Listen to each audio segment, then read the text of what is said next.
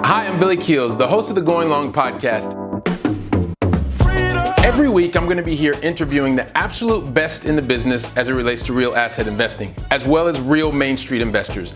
We're going to be having conversations where you can listen in, and that's going to help you to continue on your path to education so that you feel much more comfortable as well as confident in investing long distance. So make sure that you go ahead and subscribe to the channel. Make sure that you're liking it as well, because that way you can get every single episode as soon as it comes out. And by the way, don't forget to leave today's episode a 5-star review. Let's go ahead and listen to today's conversation. Welcome to the Going Long podcast. We're back once again to continue to help you to feel much more comfortable as well as confident investing beyond your backyard. I'm your host, Billy Keels. And you know what? If you've ever wanted to know how to go from busy professional in the pharmaceutical industry and doing that from Europe to moving to the United States in the sunny West Coast of the United States with turnkey rentals, then guess what? This is the conversation that you're going to want to listen to until the very end, because today's guest not only has roots based in Europe, also is a retired Air Force officer. He's a PhD in multicultural communication and international business. He's got a strong background in management consulting as well as project management, and he is the founder of Ideal Wealth Grower. I'd like to welcome to today's show, Dr. Axel Meierhoefer. Welcome to the show, Axel. Yeah, hey, Billy. Thank you for having me. Hey, you know, this is so much fun for me because you and I had a chance to speak a long time ago. And so now that the podcast is here, this is great that you're going to get a chance to share your experience with us. And I just love the fact that you went from Europe to the U.S. and I went from the U.S. to Europe. And so this is going to be really, really great conversation. So really looking forward to it. Axel, as you know, we always start out I have 5 questions that I ask everybody. So I really would love for you to talk to us and tell us, where are you based in the United States? Yeah, like you said, I'm in the San Diego area, which for your European listeners is basically in the very southern part of California, right close to the Mexican border. So the climate is very similar to Mediterranean climate. So we are akin to that because it's very similar. And I have actually a little app thing that shows me the weather in the Dania area. Oh, and it's literally almost always exactly the same. Yes, no, it's Dania and San Diego, 2 of my favorite places, definitely. So thanks for teeing that up for us. And then also, what's the most positive thing that's happened to you in the last 24 hours? Well, I was a little worried when COVID came around, how is the business going to continue to develop, or will it at all, or will it stop or something like that? And I had 2 really, really great conversations in the last 24 hours. One, because I'm working pretty international with Tata Motors in India, and another one in the Cleveland area with Medtronic. So I can't say yet if they both going to be clients in the future, but it sounded pretty promising. Oh, fantastic. Well, that's always nice. And I love that you're doing it on the international scale. This is also always a lot of fun. So listen, I've talked about a couple of highlights, right? But I would love for you to share with the Going Long audience, maybe some of the different decisions that you've made and some of the different actions that you've taken forward to get to this point in your journey. Please give us your backstory. Yeah, the backstory in a nutshell is basically, as you mentioned in the intro, I came from Germany as an Air Force officer to the United States, mainly for learning about aviation systems that go into the planes that I was flying in a test team. So the American companies make this stuff. You go and learn from the engineers, and then you come back and you test it out. And in that process, it became obvious that it would be nice to have an opportunity to be in the US for a little longer. And ultimately what happened is there is an exchange program that the US and German governments have with each other, where you literally take on the job of a US Air Force officer, and one of them comes, in this case, to Germany and took on my job. And that whole thing was supposed to last for 2 years. And there were all kinds of little circumstances that ultimately led to the fact that after that, me becoming a U.S. Air Force officer flying F-111s and stuff, I had another opportunity right after that to run a project in the U.S. for the German government. And then when you're in aviation, there comes a point in time where your body is just not that strong anymore, I would say. And you have to decide, do I want to stay in and what we call fly a desk? or do you get out and do something different? And so that was one of the key and core decisions, was getting out. Now, in hindsight, I have to say I never really regretted it, but it also brought a number of things that are relevant to our conversation today. Because when I got out of this kind of cocoon of the military, which for anybody in Europe also means you're pretty much taken care of financially, medically, housing-wise, and so forth. There are so many things that are provided either by the government or by the military. And so I got out. I got a very good position as an executive in a software company. But it was suddenly, especially in the American system, which you are familiar with, Billy, there isn't really this established retirement approach that Europeans are more familiar with. And so to me, it really meant, okay, I kind of need to take a look, because at that point I had a work-life experience of about 23, 24, 5 years. So not quite to the end yet, at least from my perspective at the time. So it sounded like, okay, what do I do with the other half of my life, and how do I get some retirement together, when the US system says it's on you, Axel. It's not us. You have to figure it out. So I initially, in the famous .com boom times, I initially thought it would be good to invest in stocks, even though I had no idea about it. And it looked good until the crash, and then it didn't look good. And so I thought, okay, I got to find something different that I can do on the side. And that's what got me into real estate. Wow. So there's a lot of different things that we can unpack there. So, being able to get into real estate, and I'm just going to ask you this, because you talked about the stocks. It's something that you, maybe you didn't say that you felt it, but there was, I guess, not being able to have as much control. What effect do you think that had on you when you decided to look outside of the stock market? Well, the control aspect was one important aspect, but there were two others that I would now, you learn over time, and I have conversations like this with my clients all the time, is why this particular approach that you develop with Ideal Wealth Grower and so forth. And I would say the control is one thing, but it's also the leverage and the tax treatment, if you want to.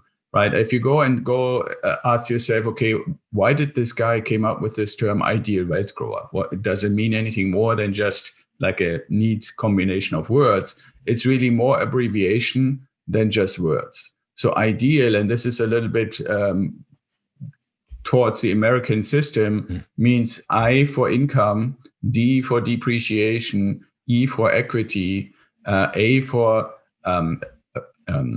appreciation, and L for leverage. And if you combine those things, and I didn't have this day one, but as I researched more and more into real estate, these points are all relevant, and you basically have none of them in stock market investing. And so to me, that were like right off the bat, a whole bunch of benefits. And what's kind of interesting is the stock market or investments in that area are things where you, as a person more or less educated and informed, have to believe in the running and hopefully good running of a company. But you're also at the mercy of people who in the middle, almost like a trader in the middle, and that's probably why they call it stock traders, make what's called analysis of what they see.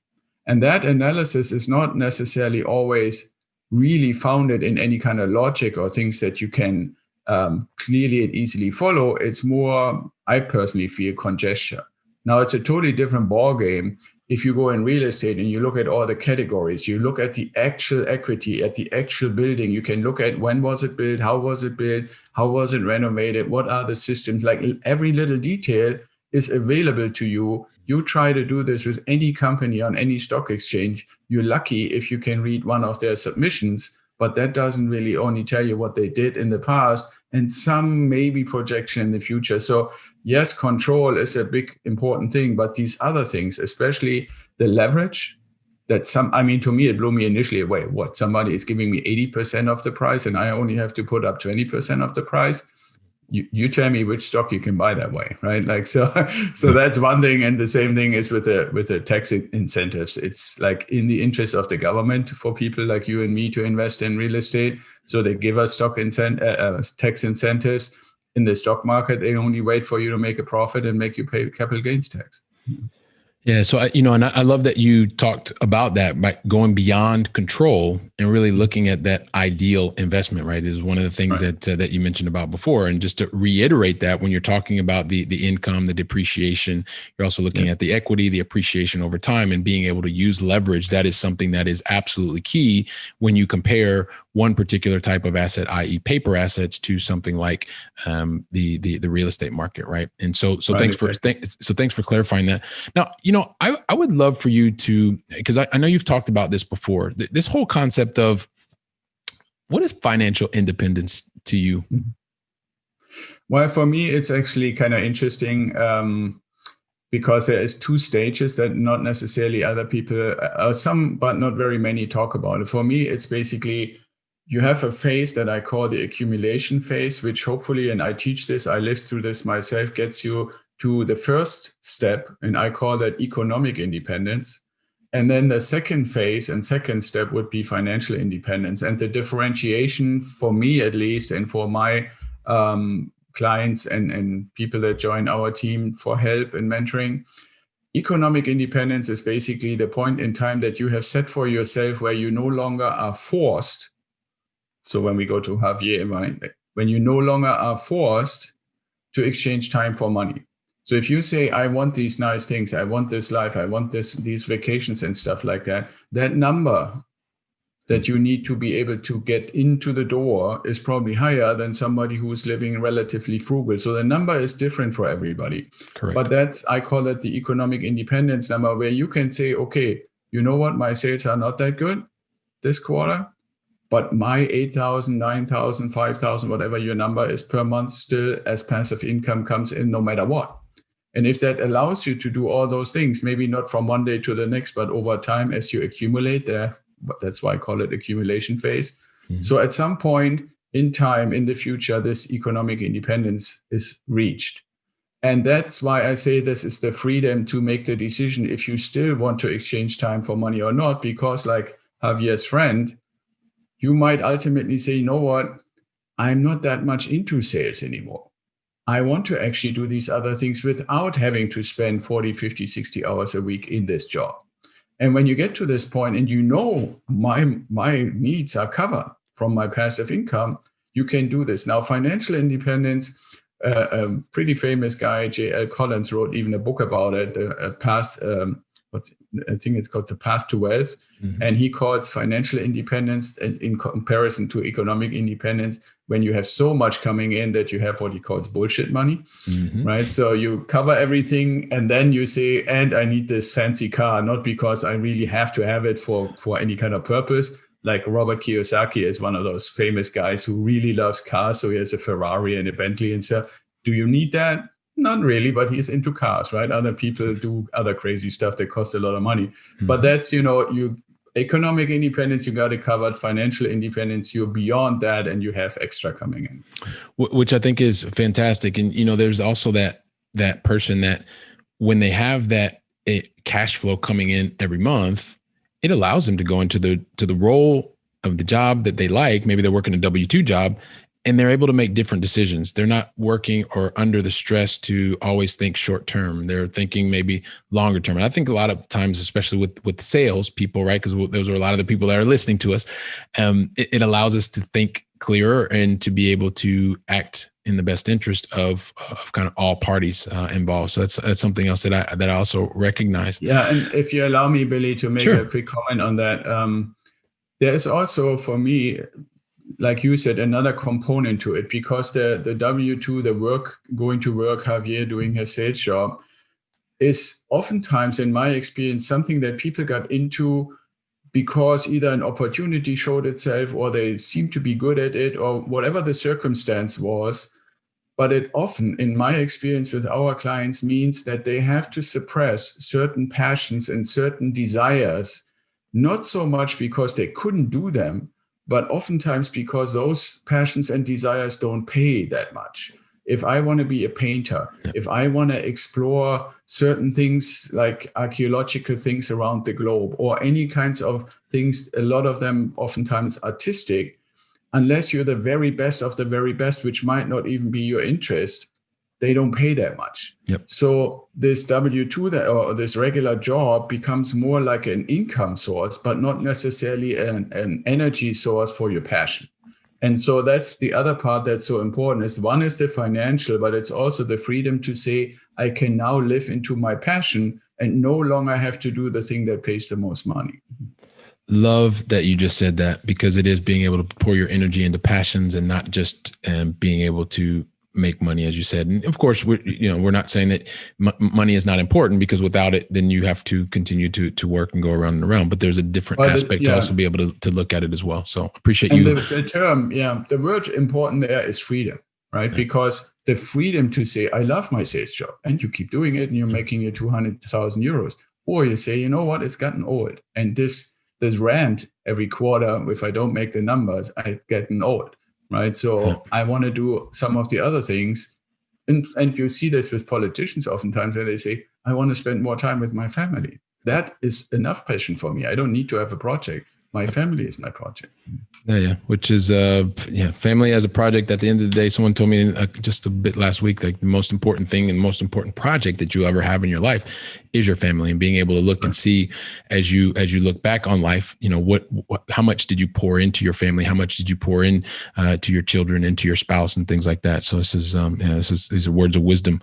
I want to pivot a little bit, Axel. So because at the very beginning, I talked about this whole concept of turnkey rentals. And so we don't talk a lot about it here. At the same time, it's something that you have been able to, it's another vehicle. And I think a lot of times it's really about understanding how those that are doing it properly do it properly, right? Because then you've already set the path and the proof of concept. So it's about others being able to understand and emulate what you've done, learn from you and put into practice. So first of all, help us understand, what are turnkey rentals? Because they could be different things for different people. So according to Dr. Meierhoefer, what are turnkey rentals? And then tell us a little bit about your criteria for selecting your turnkey rentals. Okay, so fundamentally, and like you said, everybody has a different definition. For me, a turnkey rental is where a couple of criteria are coming together under the same umbrella. So the turnkey provider or company has to find the property that is then being renovated to basically make it like new, like literally all the systems, everything like new, then sell it to me. So they're the renovation team, they're also the sales team, and under the same umbrella, they're also the property management team, which means they then go out and find the tenant, they maintain the property if something breaks, they have the relationship day to day, they collect the rent, all of that. And what I really like, and that's the criteria for me, I only have 5 turnkey providers I work with. So it's not a huge thing, but they're in different geographic locations.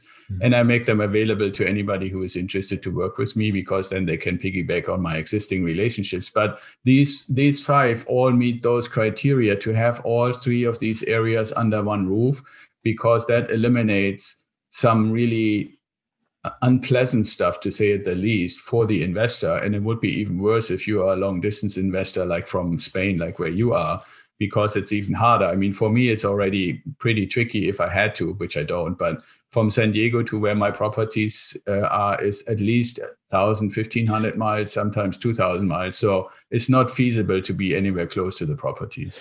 So just really quickly, I'm going to interrupt you here. Help us understand, because we love long distance here. And so you just talked about 5 different properties. You're in San Diego. Give us an idea as to where the 5 different locations are where you're investing today. Yeah, well, it's actually 5 providers. So some of one of the bunches of properties is in an area called the Quad Cities, which is about 75 miles west of Chicago. And the most, I mean, for anybody who wants to go on a map and find even one of them, is called Davenport. Mm-hmm. And then there are a couple of little cities. The other thing is kind of interesting is they are right at the border between Idaho and Illinois. And the river, Mississippi River, is going right in between. So there's bunches of bridges. So that's one cluster. Another cluster is in Ohio, in the Dayton, Cleveland, Cincinnati area. Mm-hmm. And then another cluster that I'm involved with right now is in Alabama. Those are 2 cities, Birmingham and Huntington. The reason one is a huge Air Force and space area. And then Birmingham is probably the economic hub of the state. And one thing that you have listeners, I'm sure, have also discovered is, from me talking about it and from you talking about it, is it's not the fancy New York, San Francisco, and so forth, because what I'm looking for together for myself, I'm still investing, adding to the portfolio, but also for our clients is, where do we find performance? So you need the criteria for the turnkey provider, but the properties also need to meet performance criteria. And that combination automatically gets you out of these big major metropolitan areas. Okay. And that makes sense. And I know I appreciate you clarifying that. So really working with 5 providers in 3 geographic kind of locations. So that's fantastic. And you've helped us to understand you started telling us about what the turnkey provider is according to you.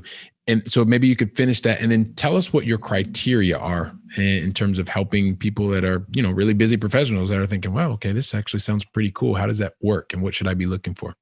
Right. So the turnkey provider is, as I said, a company that meets those 3 corners of the triangle. And then the criteria are, the basic criteria to even start looking is a property that meets the 1% rule.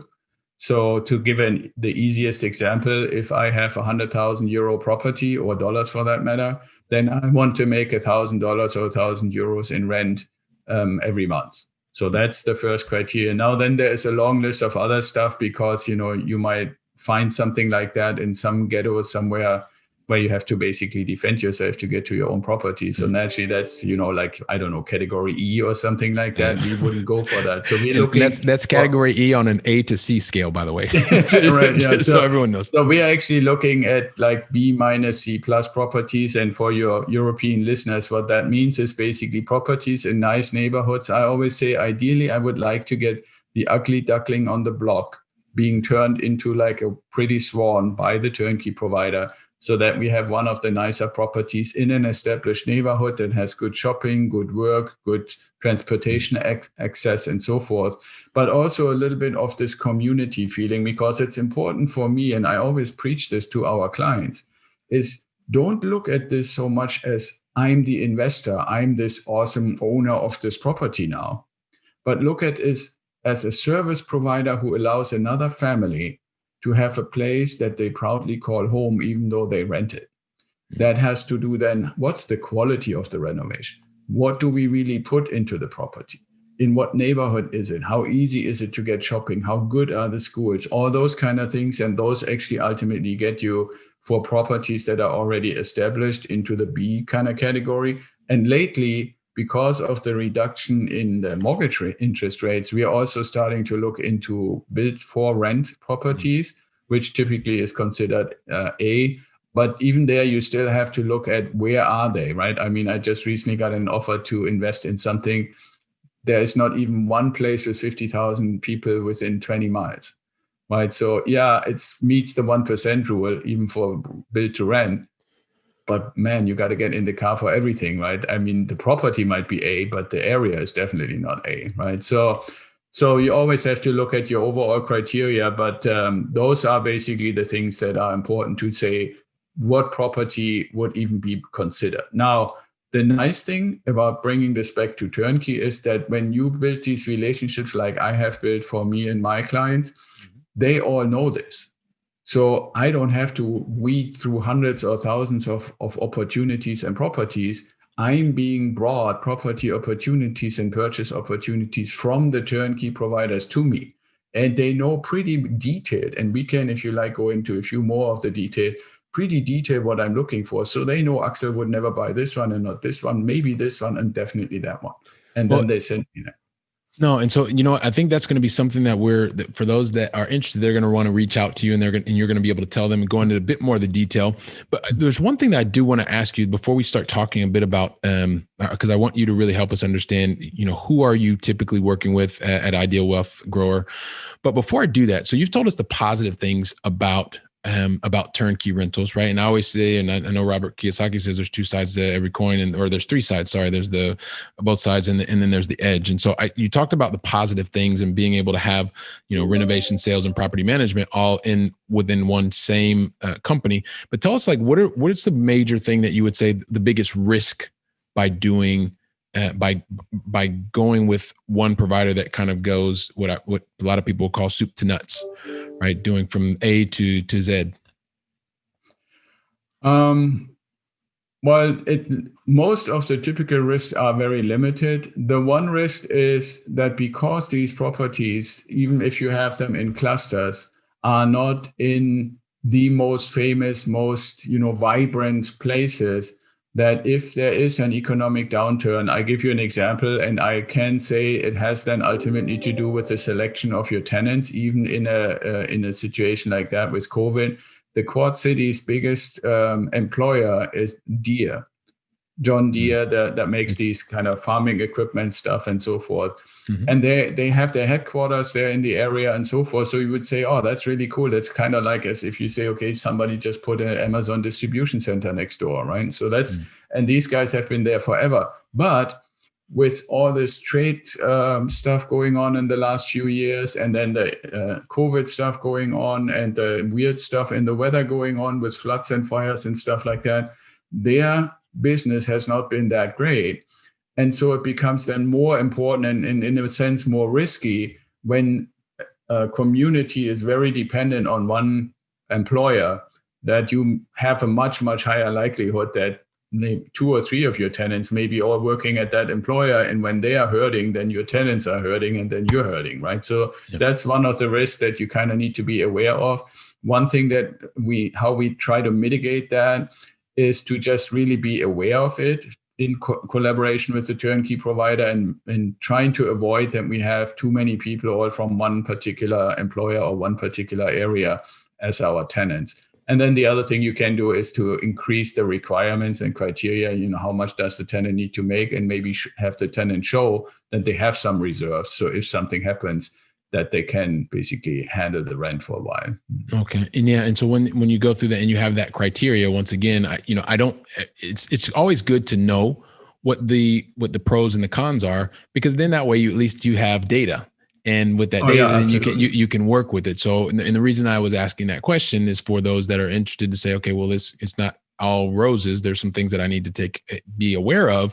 And you're talking very clearly about how you want to be able to mitigate against certain types of risks. So I really appreciate you doing that. And I guess before we kind of get into our going along final three, there's something that we talked about at the beginning. You've kind of alluded to it a little bit. And so I'm going to ask you two questions, which I typically try not to do, but I've done it earlier when I asked you about the turnkeys and your criteria. So I'm going to do it again this conversation. Okay. First thing is, help us understand when we talk about ideal wealth grower, right? And you talked what the acronym was about, but help us understand what it is that you're actually doing and how you're adding value to others, because I know that there's a lot going on there, and I'd love for the audience to know about what you're doing. And then typically, who is the person that you're helping? Who is the person that's reaching out to you and saying, what's their situation? Why are they reaching out to you? Just to kind of help people that are thinking about it already. Right. Okay.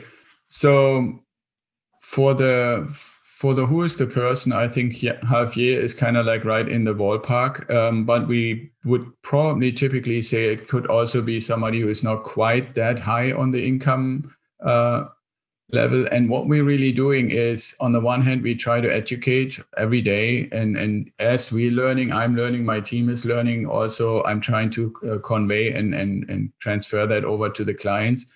In the practical sense, I would say we call it mentoring program, but in a practical sense, it really means if somebody like Javier came to us and would say, okay, I would like to work with you, how does that look like? It basically means we do what I call a financial audit at the front end. Then in the middle end, it's really taking you on the hand and introduce you as Javier to the different relationships. So to the turnkey providers, to my lender, to my insurance provider, to these different entities that I have relationships with. And also for you to learn, how do I actually ultimately make an informed decision which properties that are provided and offered by these providers are the right for me? Because still, even though I have certain things and the criteria apply, everybody has some preferences. Some people say, I only want to do single family homes. Somebody say, no, I like it to have a duplex or triplex, more income, maybe a little bit more for the managers to handle with all the interpersonal stuff, those kind of things, right? So And then the third phase is, and I call that the pivot point, when people actually have worked with us to the third or fourth property, then they start getting kind of like antsy, I call that, right? Like they want more and more and more. And there is a risk the faster you run that you might be stumbling easier than when you go slow and deliberate. So I'm initially pushing a little bit to get going, and then I'm basically holding the reins a little bit to not run too fast. So those are the three phases. The other thing on the education end is, like, for your audience, we created something called the Mindset Manual, because I'm a very big believer that you have to have the right mindset pretty much for anything, but especially in this case. So if you're sitting somewhere in Europe, like I used to before I came over here, and say, well, this is way too far away. How do I get in a positive mindset? Or, which is very prevalent here in my area, is people almost everywhere in California and up and down the coast, same thing on the East Coast, they think, for one, investing is only for rich people, and their definition is like outlandish on what a rich person is. But also because of that, and they see how expensive everything is in the area they live, they say, for me, there's no way that I could have a second, third, fourth, whatever property. And so what we are trying, I couldn't quite hear you. So what we're trying to actually accomplish in that sense is to say, it starts, and literally I have all the examples from my own portfolio, it starts around between $15,000 and $20,000 of your own money. Mm-hmm. And then that suddenly opens up way more people to say, oh yeah, maybe not right on the spot, but within a relatively short period of time. Even Javier, if he puts some money down for 3-4 months, he can get his first property, right? So that's an important thing in the mindset, that you want, believe in, you can do it. And number two, understand that it doesn't take hundreds of thousands of euros to get started. Yeah. Okay. And that is fantastic. So you really helped us understand really what you are really focused on, an ideal wealth grower, and also who is that typical person that you are able to help. And you clearly laid out your 3-step process and how you're helping people, which is awesome. So, you know what? I think it's time for us to get to the going long final 3. But the thing is, Axel, I never ask anybody about the going long final 3 unless you tell me that you're ready for me to ask you the questions. Are you ready? Yeah, I'm ready. Go ahead. All right, here we go. Cool. And like I said, you're kind of playing with a little bit of an advantage here, because the thing is, we started with you in the U.S., and then I always like to bring things to finish it up here in Europe. And I've had such a wonderful experience here living, and I was supposed to just be here for 1 year, and it's almost been 20, which is amazing. But I always want to know, what is your favorite European city that you've either visited, which I know you've visited a lot, or is still on your bucket list to visit?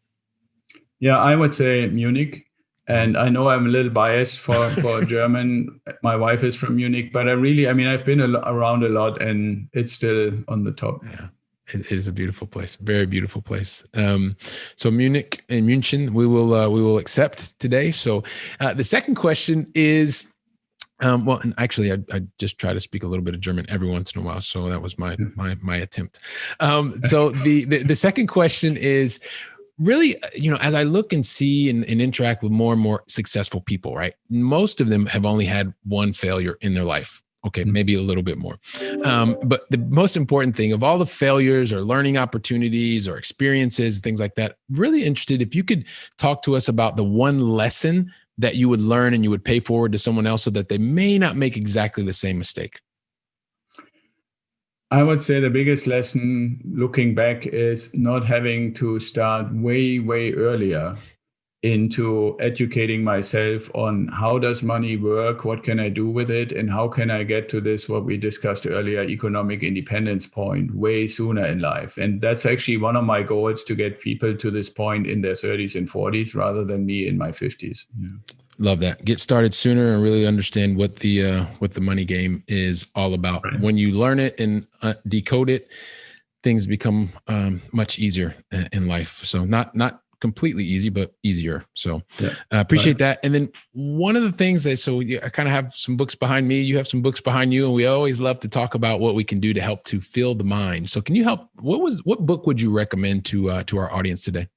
Yeah, there's such a long list, but one of the books that I recently read, and then also I'm kind of like the weirdo who reaches out to the author and starts finding out more stuff, is called The Wealthy Gardener. Mm-hmm. The author is John Soforic, and John is a great guy. The book was written for his son, who was relatively young, to learn about how you can become a wealthy person. and what the life lessons are to do that. So, and it's nice because he writes it in a story. And I always love books where somebody writes a story, and in the process of the story, you learn the things that you were supposed to learn. Cool. So that's The Wealthy Gardener. Yeah. Right. Okay, fantastic. So we'll include that in the show notes as well. And, you didn't pick up on that one, right? I thought Billy, of all people, would say, okay, ideal wealth grower and wealthy gardener, what you're in, Well, there you go. You connected the dots. It's just coincidence. But yeah, I mean, there is something in this whole idea of growing yourself and growing your wealth and so forth. No, you definitely. And thank you for connecting the dots for me. So listen, I mean, so the thing is, and I'll say it now, Dr. Axel Meierhoefer, you have helped us just from the very beginning, right? In realizing that you can be anywhere in the world, you have a specific opportunity, you allowed that opportunity to you leaned into it, you've grown, you've given yourself new opportunities, you've expanded on those opportunities, had lots of success in the corporate world, and also now starting to decode the money game and being able to go out and impact other people's lives. I mean, there's just so many wonderful things that you've shared with us in today's conversation. I am sure that there are so many people that are like watching us now, they're listening to us while they're in the car or driving or running or whatever. And I'm sure they want to reach out to you and figure out, like, how can I get in touch with Axel, find out more about what he's doing at Ideal Wealth Grower, et cetera, et cetera. So please help us understand, what is the best way for anyone to get in touch with you and learn more about what you're doing? Right. Yeah. So thank you for making that offer. So the easiest would be an email to axel@idealwealthgrower.com, or you can just go to our website, and there's a contact page there that you can fill out if you don't quite know exactly how to spell it. The other last thing I would like to mention to your audience is we talked a little bit about mindset, and one thing that I've done for these podcasts is to offer a free mindset manual, which people can find at idealwealthgrower.com/free. And we have created a companion video series on YouTube. So if you go to our YouTube channel under Ideal Wealth Grower, there are 9 videos we have now, where each part of the mindset manual is explained in a video. So you're not just having the book, but you can actually work your way through it. And the goal there is not so much only to say you become a better wealth grower or a better investor, but you also have an opportunity to get yourself in the right frame of mind that makes you ready both for investing in a lot of other things that are really done much easier if you are in the right frame of mind. Okay, fantastic. So idealwealthgrower.com/free, and also check out your YouTube your YouTube site. So Fantastic. So listen, I mean, Axel, this has been a lot of fun for me to reconnect with you. Also have you share your knowledge, your expertise, your insights with the Going Long audience. And like I said, I just, from the bottom of my heart, I want to thank you for investing your time with me and the Going Long audience today. Thank you very much. Yeah, thank you, Billy. It was great. Okay, awesome. And for the Going Long audience, listen, Axel just left a lot of really, really wonderful information, shared so much of his experience, really helped people to understand this whole concept of the ideal wealth grower, really laid it out for you, gave practical examples. And, you know, I would love for you to be the person that goes out and impacts at least 2 to 3 other lives by sharing today's episode. I know Axel and I would both love that to happen, and would love for you to be the person that's positively impacting other people. And we'd also really love to want to know, you know, what did you like about today's episode? What are the things that really are going to help you move forward? Also, what are the things that you'd like to know more about, right? Give Axel a reason to reach out to you. He's giving you a way to reach out to him as well. And you know what? If you want to go ahead, you can leave those reviews. We love knowing what those are. And if they want to be 5-star ratings, we'll accept those too. So feel free to do that. And, you know, I personally am really looking forward to welcoming each and every one of you back on the very next conversation. And until then, I want you to go out and make it a great day. Thank you very much. Wow, don't you love hearing from top-notch experts in the field?